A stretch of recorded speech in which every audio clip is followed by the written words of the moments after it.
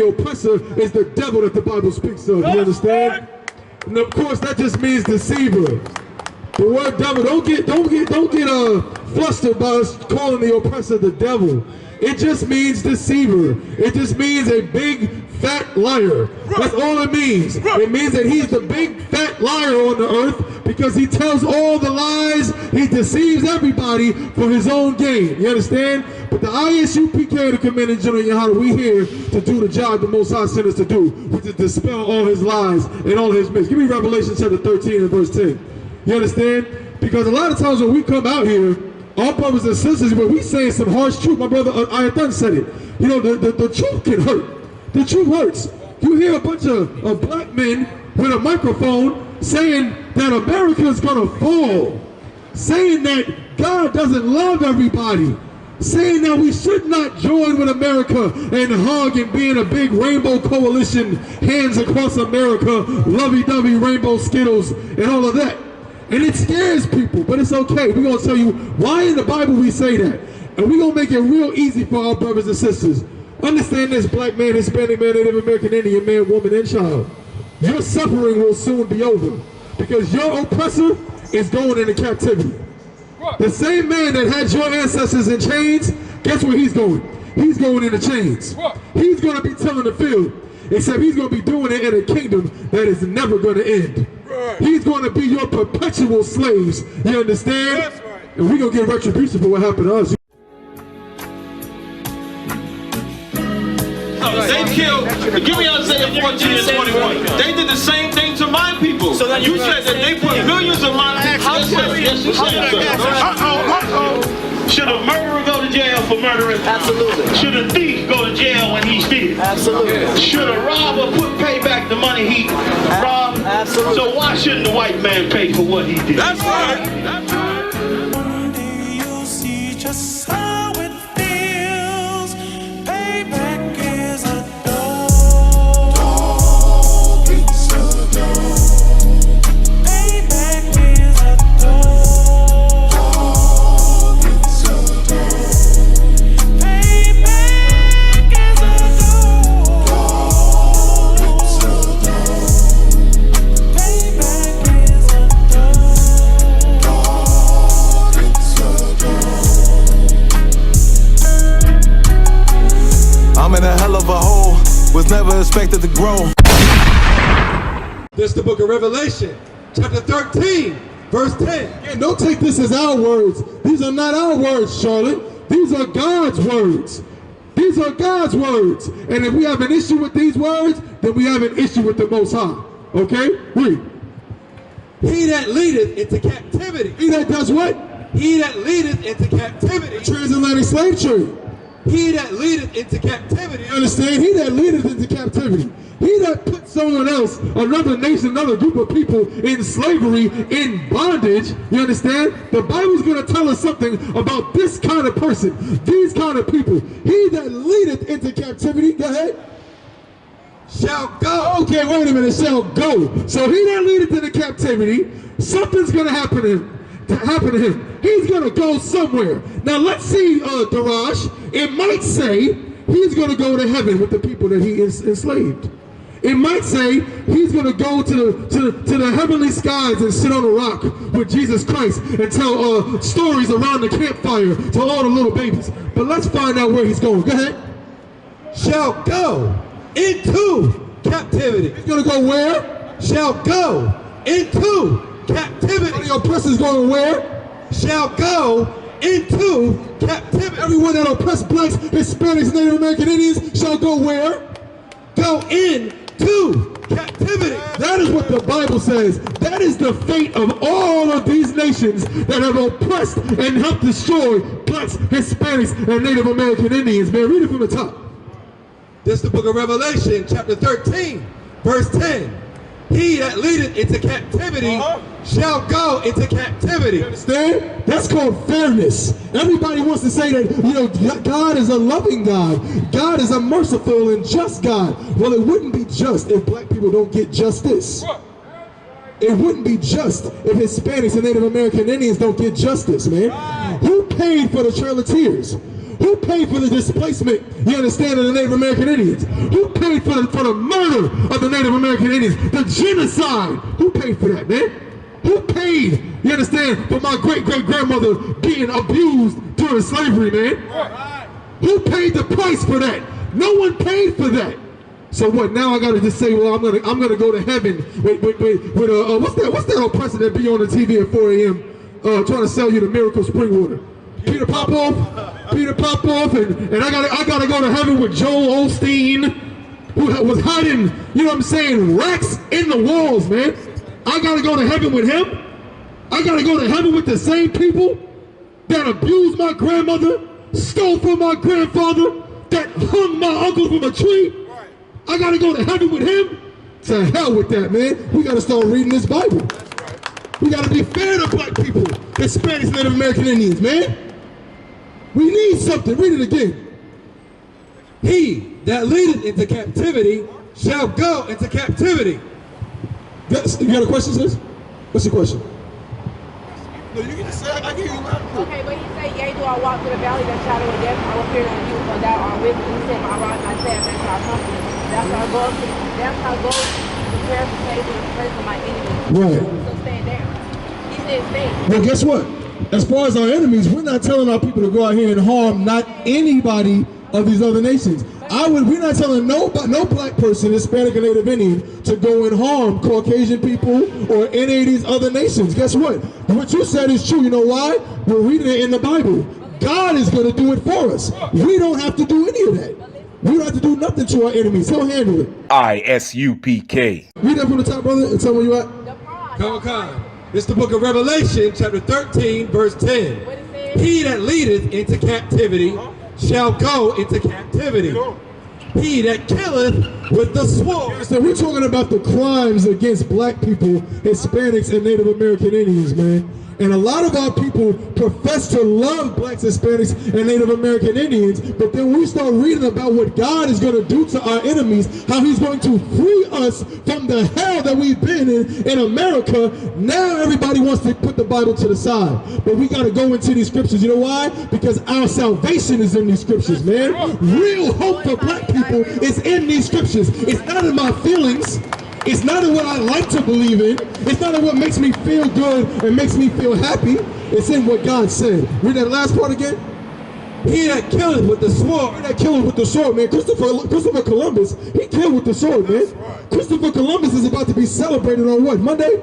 How many years has America been taught? Yeah, they will literally go into the public school system and tell you that Christopher Columbus, there's some controversy around the things that Christopher Columbus did. Yeah, some of the things, we have to talk about it. We have to have a discourse about what Christopher Columbus, well, if you're having a discourse, why is there still Columbus Day, man? Why do we celebrate Columbus Day for hundreds of years? Why do we still have President's Day, even though we know that half of the presidents own slaves? Why do we still have Veterans Day when we know the truth about Memorial Day and Veterans Day and all those things, right? When we know the truth about them, let's talk about how black men were treated in the U.S. military.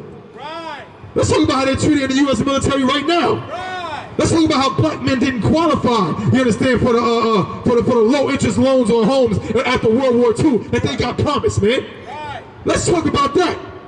But no one wants to talk about that. It's okay, because God's going to fix it. So he that killed with the sword, like Christopher Columbus, like your founding fathers, they killed with the sword, they destroyed our ancestors and brought them over here as slaves. Let's see what's going to happen to them. Read. Must. Wait a minute. Oh man, I love that word right there. I love that word. Because again, you might be, we sound so harsh, but God said this must happen. It's only fair. If you believe in justice, then you should be right here with us saying, man, I can't wait for this to take place. I can't wait for this to happen, because God said, not it might happen, not it kind of should happen. He said what? Must. Go ahead.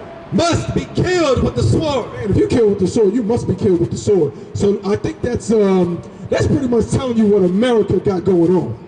That's pretty much telling you what America's future is. America's going to be killed with the sword. Drop that. Give me Obadiah. Obadiah 1 and 3. We're talking about the fate of the man who oppressed us. Who oppresses us now, man.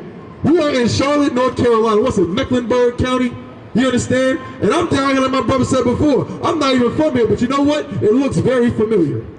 If you're Black, Hispanic, or Native American Indian, you can come to any major city, any small town in America, and you'll find that part that looks just like other parts of this country. You understand? You know why that is? You know why there's ghettos in Charlotte, just like there's ghettos in New York, just like there's ghettos in Oklahoma, just like there's barrios in California, just like there's reservations, you understand, in Arizona. You know why they all look the same? Because the oppressor is the devil that the Bible speaks of. And he wants to destroy Blacks, Hispanics, Native American Indians, man. How do you destroy them? You redline their communities. You redline their communities, man, so they got to stay in the ghettos. You do all of these different policies and everything like that so that our people stay at the bottom. And then we end up hating each other, thinking I gotta kill another Black man so I can get somewhere. Let me tell you something. Getting somewhere in America is not worth anything if all my brothers and sisters don't get somewhere, man. It's not worth it to be rich in America. And don't we have enough examples? Look at P. Diddy, man. Doesn't that tell you something? We all thought that having $1 billion would save us. Having $1 billion would make I know brothers and sisters gonna go to their beds tonight and say, man, if I could just hit the number.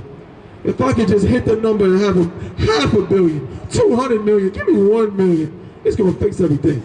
That Black man had $1 billion and now he's sitting in a jail cell with your uncle that got caught with half a brick. Right. That's what he's doing. Because money ain't gonna free us, as my brother Bucky y'all say. America wants you to think finances is everything, because as you can see, to them, that's their God. Finances is their God. But that's not your God, Black man. Your God is Yahweh in the Bible, you understand? The God of this Bible is your God. Read that. This is the book of Obadiah, chapter 1, verse 3. The pride of thine heart. That's what we're talking about. The pride of America's heart, man. You got so much damn pride because of your damn Spectrum trade building and all that. Your Spectrum Center and your trade in Tryon. Don't they got a statue of a slave down there? Is there not a statue of a slave right there on trade in Tryon? That is the pride of your heart, man. You just parade your crimes in front of people and got no shame. You parade all your iniquity in front of the people you destroyed, that gave you everything, that made you what you are. You parade it in front of us and laugh and say, oh, you want this? Well, just pull yourself up by your bootstraps, you'll get it. Just get a college education, you'll get it. And we won that rat race. The pride of your heart, man. The pride of your heart, America. Go ahead. The pride of thine heart hath deceived thee. That's the part. You are so prideful, but it has deceived you. You understand? Your Spectrum Center and your trade in Tryon and all your Bank of Americas, all your big buildings and your finances and your GDP. The GDP growth for Mecklenburg County has grown by 10%. You believe that because of that you're good, but the pride of your heart has deceived you. The pride of your heart has deceived you, you know? Thou that dwelleth in the clefts of the rock. You've always dwelled in the clefts of the rock. You've always been in the tall. You want to live in a hole in a mountain, like Gollum from Lord of the Rings. You want to live in a hole on the side of a mountain. And so since now you're a little sophisticated, you learned how to shape glass, you made the big Bank of America buildings. And all the big skyscrapers, you do it in all your major cities, man. All your major cities is what you do. You understand? You dwell in the clefts of the rock. Go ahead. Whose habitation is high. Habitation is high in this place. The number one thing you can do is get a nice condo, you understand, in some tall skyscraper. In New York, you know what I'm saying, they got Billionaires Row. They got apartments on 100 floors and 100 and something floors. That's what you love to do, because your habitation is high. Go ahead. That saith in his heart. You said in your heart, America. Who shall bring me down? Who shall what? Who shall bring me down? Who shall bring me down? I'm never going down. I'm gonna be on top forever. That's what America thinks, but I got news for you. What's going on in the Middle East? What's going on with Russia and Ukraine? All of that. You know America's shaking in their boots. You're shaking in your Ranger boots. You're shaking in your little cowboy boots. You understand? You're shaking because you think you're gonna live forever. You think you're gonna be good. But let me tell you something. War is coming to America. Spectrum Center, all this stuff is going to be reduced to smoldering rubble. I guarantee it, because God said it in the Bible. Read. who shall bring me down to the ground? Who's going to bring me down to the ground? Read. Verse 4. Though thou exalt thyself as the eagle. That's how you know it's talking about America, because what do you exalt yourself as? You exalt yourself as that eagle, that bald eagle. That's why that's the national bird of America. Every time America wants to talk about its, its characteristics, it's always swift. You understand? It's always, flying high. All the commercials, even when they do the military, the few, the proud, the marine. They always got some way of making you look in the sky because they look at themselves as an eagle. That's why when the oppressor went to the moon, of course, what did he say? The what? The eagle has landed. This is talking about America. We on. Verse 4. And thou, and though thou set thy nest among the stars, thence will I bring thee down. God is going to bring America down, man. You can put your America, could you imagine the audacity, man? I'm glad it happened because it just shows how prideful this bastard is. You get in a rocket ship, go outer space, go to the moon, and planted an American flag in the moon. Like, do you know what kind of psychological thing is happening here? That means according to the oppressor, the moon belongs to him. He probably has some kind of document somewhere that if somebody goes up there and tries to go near that flag, he can probably sue him or something, or get him evicted or something like that. They probably own land on the moon somehow because of that stupid flag. That's called being the devil that the Bible speaks of, man. Give me 2nd Ezra in the Apocryphal Bible shop. Give me 2nd Ezra chapter 6 and verse 9. Come. We just telling the truth of this Bible, man. And my brothers and sisters out there, just understand, this should uplift you. You know why? Because it uplifted us. It uplifted me when I found out that I did not have to love the oppressor. That I did not have to love America. That I did not have to celebrate Thanksgiving. That I didn't have to celebrate Christmas. That I didn't have to celebrate Memorial Day. I was so happy. Y'all talk about Colin Kaepernick, and shout out to the brother, what he did was amazing. But I learned not to stand up for the national anthem a long time ago. You understand? And that was a weight off my shoulders when I found out I don't have to stand up for the national anthem. To hell with the national anthem. Me and my brothers we might go to the Spectrum Center, go to the Hornets game, and you're going to see us sitting right there when that damn song come on. We're going to be sitting right there because we don't pledge no allegiance to the land of our oppressors, man. Got that, brother? Come on, we're going to find out. This is the last one. Let's find out what this oppressor is, what he represents according to God, not according to me. Read. This is the book of 2nd Ezra, chapter 6, verse 9. For Esau is the end of the world. He's the what? Is the end of the world. Esau is the so-called oppressor, man. For lack of a better word, the so-called Caucasian, man. Esau is the so-called Caucasian man on the earth. He's the father of the Edomites, the Caucasian. And it said Esau is what? For Esau is the end of the world. That means your kingdom, man. Your kingdom is about to end.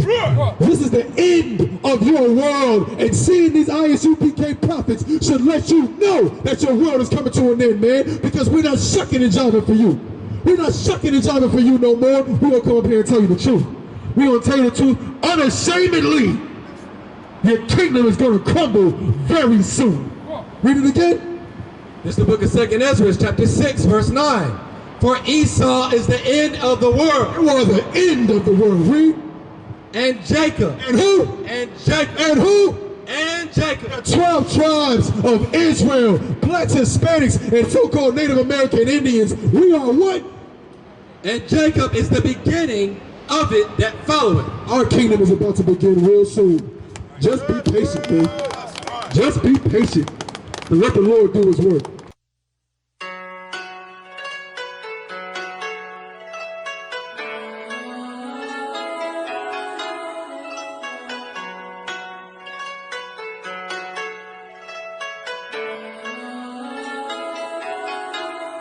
Yeah, Babylon is falling.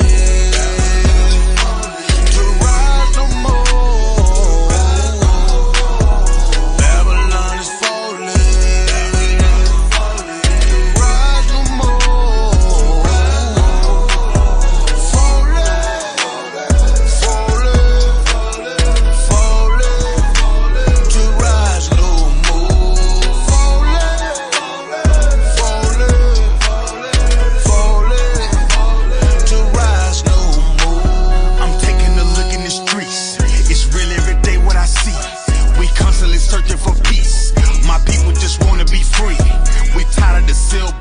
in the bullshit. That lying nigga in the pulpit. Same shit, but a different day. I speak truth, they ain't come to play. You in the way, better move, nigga. That follow no way gon' be cruel, nigga. Say you're gonna get. Hey, listen, brothers and sisters, man. If you like what you hear, hit the subscribe button, man. Subscribe to this channel. And also, please, go to ISUPK.com and pay your tithe.